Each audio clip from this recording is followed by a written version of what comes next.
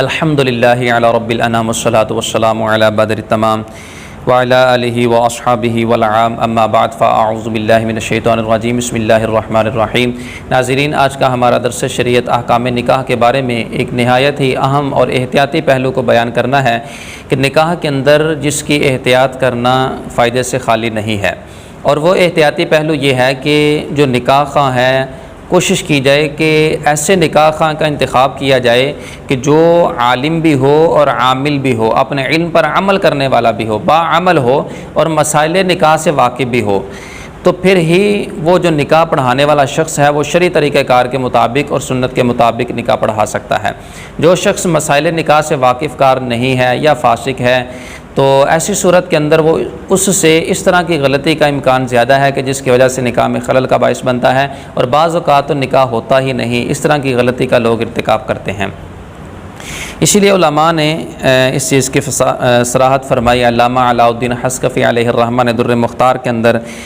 وضاحت فرمائی کہ یندب اعلانہ و تقدیم خطبۃ و کونہ فی مسجد یوم جمعہ،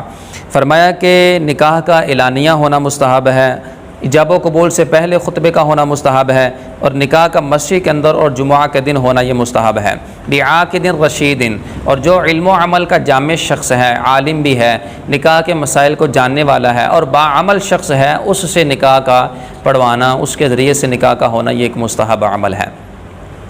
اب جو جاہل آدمی ہے، جو مسائل نکاح سے واقف نہیں ہے، وہ بعض اوقات نکاح میں اس طرح کی غلطی کر بیٹھتا ہے کہ جس کی وجہ سے نکاح موقوف رہتا ہے، نکاح فضولی ہوتا ہے، خلل کا باعث بنتا ہے۔ مثال کے طور پر ایک لڑکی ہے، اس سے ایک شخص نے نکاح پڑھانے کی اجازت طلب کی، لڑکی نے اسے اجازت دے دی تو وہ شخص نکاح کا وکیل بن گیا۔ اب وہ آگے جا کر کسی کو نکاح کا وکیل بنا دیتا ہے، حالانکہ اسے آگے وکیل بنانے کا اختیار نہیں ہے شریعت کے اندر، تو پھر ایسی صورت کے اندر جو آگے جس کو وکیل بنایا وہ جب نکاح پڑھائے گا تو یہ نکاح فضولی کہلائے گا،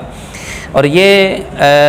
لڑکی کی اجازت کے اوپر موقوف رہے گا۔ اگر وہ اجازت دے دیتی ہے، نکاح کو نافذ کر دیتی ہے تو نکاح نافذ ہے، اگر وہ نفرت کا اور انکار کا اظہار کرتی ہے تو پھر ایسی صورت کے اندر یہ نکاح ختم ہو جائے گا۔ تو گویا کہ یہ نکاح شرعاً نافذ ہوا ہی نہیں تھا، جس کی وجہ سے جو ہے نا وہ ختم ہو گیا، اس لیے یہ نکاح فضولی کا معاملہ بھی بعض اوقات سامنے آتا ہے۔ اور بعض صورتوں میں تو اس طرح کی جہالت کا مظاہرہ ہوتا ہے نکاح خواہ کی طرف سے کہ جس کی وجہ سے نکاح منعقد ہوتا ہی نہیں ہے۔ مثال کے طور پر جو نکاح خواہ ہے وہ شرم کی وجہ سے یا بڑے اجتماع ہونے کی وجہ سے کیا کرتا ہے کہ دلہا کے کان کے اندر آ کر ایجاب کرتا ہے، اتنی آہستہ ایجاب کرتا ہے کہ جو پاس گواہان موجود ہوتے ہیں ان تک ایجاب کی جو آواز ہے وہ پہنچتی نہیں ہے۔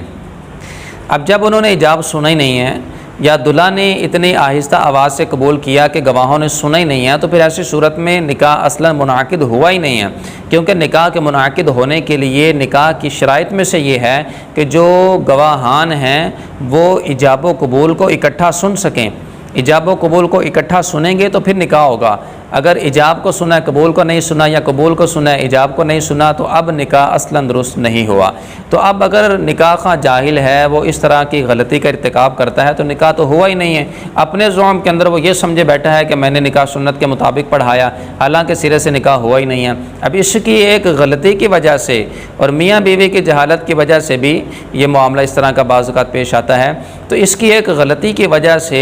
ساری زندگی کے لیے میاں بیوی کا جو آپس کے اندر رشتہ ہے وہ ایک ناجائز رشتہ قائم ہوا۔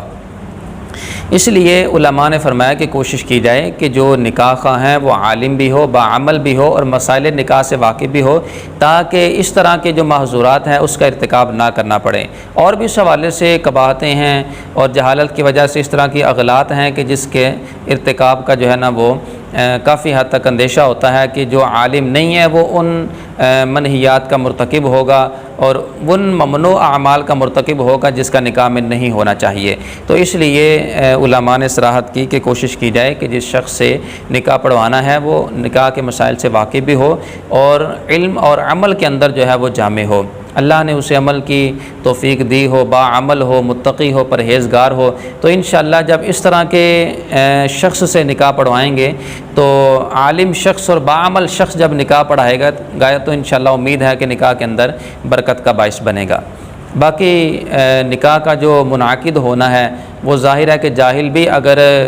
اس طرح کے اغلاط کے بغیر نکاح پڑھاتا ہے تو نکاح تو منعقد ہو جائے گا، لیکن پھر بھی اس کا یہ جو عمل ہے یہ خلاف اولا اور خلاف مستحب ہی قرار پائے گا۔ اللہ تعالی ہم سب کو جو کچھ سنا ہے اس پر عمل کی توفیق دے، علم نافع عطا فرمائے۔